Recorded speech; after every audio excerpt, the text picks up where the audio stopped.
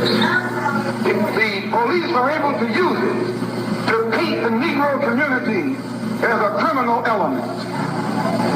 The police are able to use the press to make the white public think that 90% or 99% of the Negroes in the Negro community are criminals. And once the white public is convinced that most of the Negro community is a criminal element, then this automatically paves the way for the police to move into the Negro community, exercising Gestapo tactics, stopping any black man who is on the sidewalk, whether he is guilty or whether he is innocent, whether he is well dressed or whether he is poorly dressed, whether he is educated or whether he is dumb, whether he's a Christian or whether he's a Muslim. As long as he is black and a member of the Negro community, the white public thinks that the white policeman is justified in going in there and trampling on that man's civil rights and on that man's human rights. Once the police have convinced the white public that the so-called Negro community is a criminal element, they can go in and question, brutalize, murder unarmed, innocent Negroes, and the white public is gullible enough to back them up. This makes the Negro community a police state. This makes the Negro neighborhood a police state. It's the most heavily patrolled. It has more police in it than any other neighborhood. Yet it has more crime in it than any other neighborhood.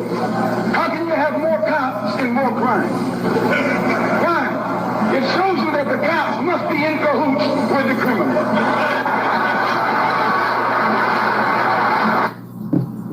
Did y'all not hear him? Our greatest leader, one of our greatest leaders ever, Malcolm X. Did you not hear him?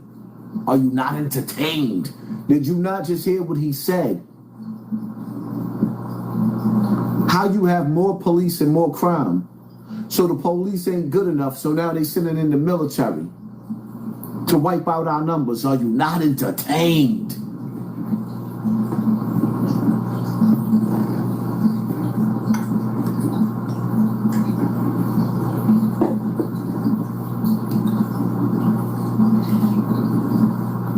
Is this not why you're here?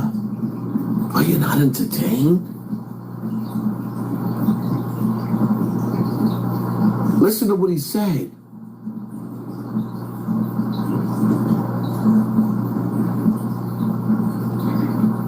And let a nigga paint the masterpiece.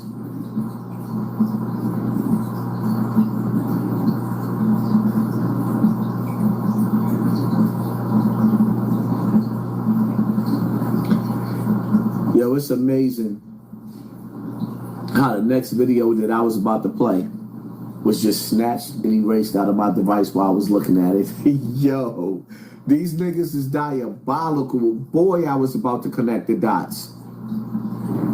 You saw what happened to our brother Jimmy Campbell? I saw that. Wow. I saw that. But I thought, hold on, what's the First Amendment? I thought, oh, never mind. Listen, it depends. But do you understand how powerful that power structure is that pull off the strings? Yes, I do.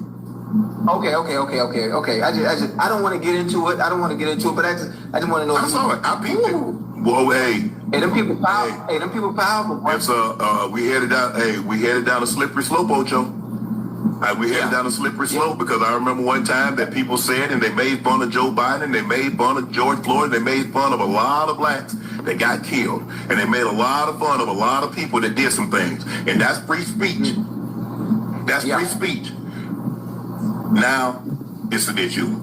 Like you said, it happened. I mean, but it's just, we're in some times right now. Boy, these next days, you got to be on your best behavior the next 3 years. You got to be on your best. Kids getting kicked out of school. Your passport's getting redeemed and all this kind of other stuff. I'm telling you. And some people are like, oh, that ain't nothing and blah. Boy, that's how it starts.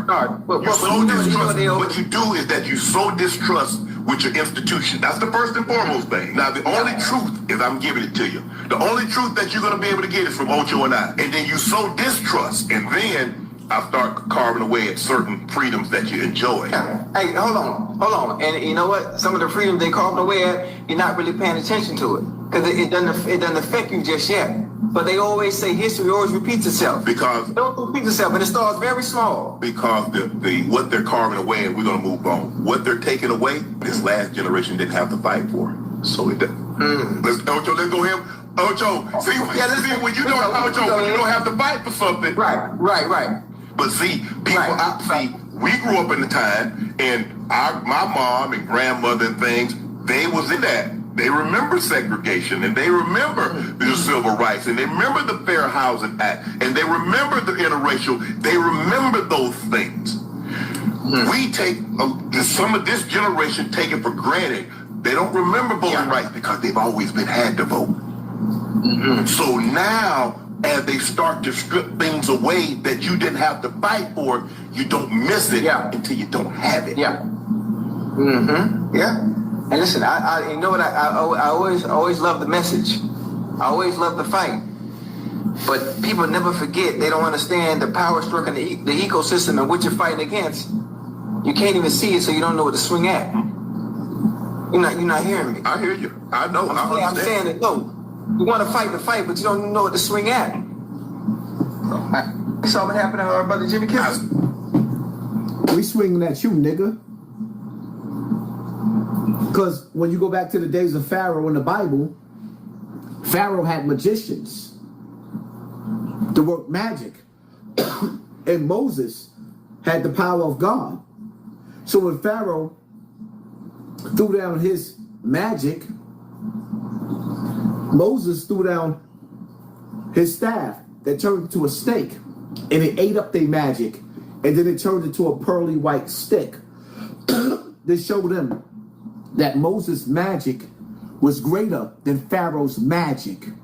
Do your homework and see, when you sit back and you analyze how they take their ocho cincos and their greatest puppet,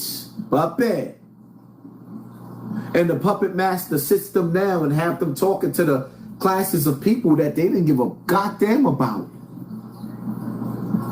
Now they want to be the voice of the people. I guarantee you they'll lead you to the hellfire. Because the devil always mixes the truth with a bunch of lies. And there you have it. Yourself a balled up Ocho Cinco and the old other nigga. What's the other nigga name again? That lost everything because he wanted to sleep with a white girl.